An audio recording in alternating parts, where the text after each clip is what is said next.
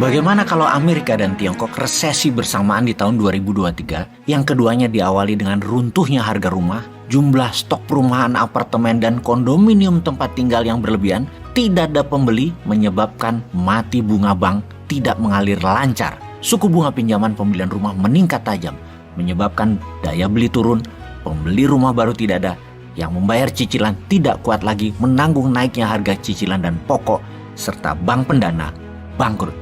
Semua ini sudah terjadi, persis seperti di tahun 2008 di Amerika. Namun kali ini terjadi di dua negara besar, yaitu Tiongkok dan Amerika, terkena imbasnya. Mereka sedang bermasalah, terkena masalah properti dan keuangan yang parah. Penting bagi kita untuk menyadari apa yang akan terjadi pada dunia di tahun 2023, di mana hal ini bukan ramalan, namun kita hanya membaca data, melihat fakta.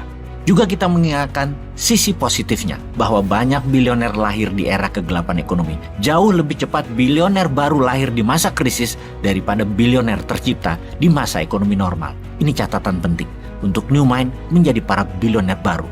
Demikian juga banyak negara menjadi besar karena menyalip di tikungan ketika negara lain roboh karena inflasi, karena resesi, atau karena perang. Di tahun 98 sampai tahun 2000 muncul banyak bilioner baru di Indonesia dan juga di dunia. Juga di tahun 2008 dalam krisis subprime mortgage tersebut. Dan di krisis 2003-2004 dunia ini harusnya membuat Indonesia menjadi negara besar. Dan Anda sahabat New Mind jadi bilioner semua. Sekarang kita bahas lebih detail dan kita bukakan solusi untuk New Mind ambil kesempatan. Ada 3 hal yang parah yang akan terjadi di tahun 2023 yang kalau kita tidak antisipasi, jangankan warganya menderita. Sebuah negara bisa jadi negara gagal dan ambiar pemerintahannya kalau tidak bisa baca dan tidak bisa melakukan antisipasi. Hal pertama yang parah adalah efek dari peristiwa di tahun 2020 di mana 4 negara besar melakukan printing money untuk memberi stimulus kepada negaranya. Total 4 negara tersebut mencetak uang, mata uang masing-masing yang kalau didolarkan nilainya sejumlah 35 triliun dolar.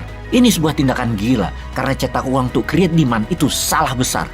Mereka adalah negara Tiongkok 8 triliun dolar. Amerika 20 triliun dolar, Jepang 4 triliun, dan Inggris 3 triliun dolar. Inilah yang menyebabkan inflasi besar di Inggris pada saat ini. Inflasi besar di Amerika dan Tiongkok. Hanya Jepang yang tidak terlalu besar inflasinya saat ini, tapi tidak tahu kalau tahun depan. Tetap tingginya harga minyak, crude oil dan BBM dunia karena OPEC Plus yang berpihak pada Rusia memainkannya. Ini akan kita jelaskan di tempat yang lain segera. Semuanya mengakibatkan daya beli turun, harga-harga tinggi, produksi turun, dunia masuk ke vicious circle. Oke. Sebentar kita terangkan apa itu vicious circle. Vicious circle adalah sebuah kegiatan ekonomi yang memburuk, yang menular membuat keburukan lainnya. Keburukan beruntun, keburukan yang menarik ekonomi ke arah bawah. Seperti halnya sebuah kapal tenggelam. Maka akan ada pusaran air ketika kapal itu tenggelam yang menarik semua ke bawah laut tenggelam bersama. Karena itu salah satu SOP pada saat kapal di laut tenggelam atau akan tenggelam adalah secepat-cepatnya menjauh dari kapal tersebut karena pusaran air akan menarik ke bawah dengan cepat semuanya. Begitu juga bisnis, begitu juga ekonomi. Saat ini dunia masuk ke vicious circle, pusaran yang menarik ke bawah. Seperti virus Wuhan di Tiongkok, kemudian menular ke Eropa, kemudian menular ke Amerika, dan akhirnya sampai juga ke Indonesia. Dan dalam masalah inflasi di awal tahun 2022 ini, pertama yang kena adalah negara-negara Afrika, kemudian negara-negara Amerika Latin, sekarang negara-negara Eropa, kemudian Amerika. Kata siapa tidak akan ke Indonesia? Jangan sampai kayak waktu COVID, pejabatnya dengan sombong mengatakan tidak mungkin COVID ke Indonesia karena kuat kita orang Indonesia, karena pada makan nasi kucing.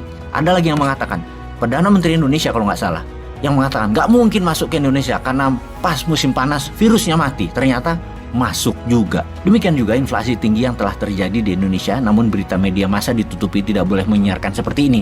Siapa yang berani garansi inflasi tinggi, daya beli turun, kemudian tidak terjadi resesi di Indonesia? Ada sih pengumuman pejabat tinggi yang mengatakan pendapatan pajak Indonesia selalu naik, pertumbuhan ekonomi Indonesia naik 5%, kemudian inflasi hanya 4%, semua terkendali di Indonesia. Indonesia akan survive di tahun 2023, tidak terkena dampak inflasi dunia, tidak turun daya belinya, tidak ada resesi, walau seluruh dunia gelap. Benar begitu? Atau janji kampanye? Sepertinya ini hanya perkataan janji kampanye deh. Sungguh, kenyataan hidup itu tidak semanis janji kampanye. Ini realita ekonomi dunia. Pasti kena imbasnya resesi dunia ke Indonesia cepat atau lambat, dan bagaimana Indonesia mengantisipasinya. Yang ketiga, yang terakhir adalah Tiongkok pasti kena pukulan parah semodel subprime mortgage di tahun 2008 di Amerika. Mirip dan pasti terjadi. Bank kering duitnya, properti oversupply dan tidak ada pembeli. Bayangkan, dari GDP nasional Tiongkok, properti itu memberi kontribusi 27%. Ini gila sekali nilainya. Hampir 4 triliun dolar per tahun nilainya. Dunia properti Tiongkok yang 4 triliun dolar itu sama dengan 20 kali APBN Indonesia, di mana Evergreen saja sudah menyebabkan masalah senilai 400 billion dolar di Tiongkok, dan bank yang memiliki kredit macet hampir 1 triliun dolar dalam kurun waktu 2 tahun ini. Tiongkok kena lampu merah finansial sebentar lagi, dan solusinya bagi Tiongkok adalah bisa-bisa serang Taiwan kali ya. Amerika juga sama, kulang lagi masalah di mana pertumbuhan perumahan sudah di atas 20%.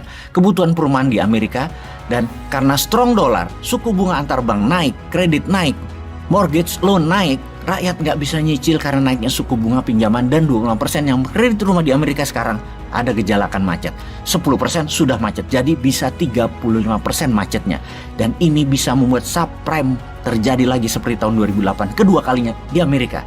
Jadi kalau disimpulkan 3 masalah besar dunia, yaitu uang beredar hasil printing money untuk penanganan COVID membuat inflasi, tingginya harga BBM dunia membuat strategi menaikkan suku bunga bank tidak berhasil, malah menurunkan daya beli. Hancurnya dunia properti akan menghancurkan sistem keuangan dua negara, Tiongkok dan Amerika.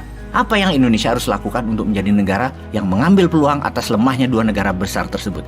Kita harus break pattern. Indonesia harus segera keluar dari pusaran arus menarik ke bawah. Indonesia harus menjadi negara besar yang menyusul di tikungan ini untuk menjadi negara besar. Wahai sahabat, mana solusinya?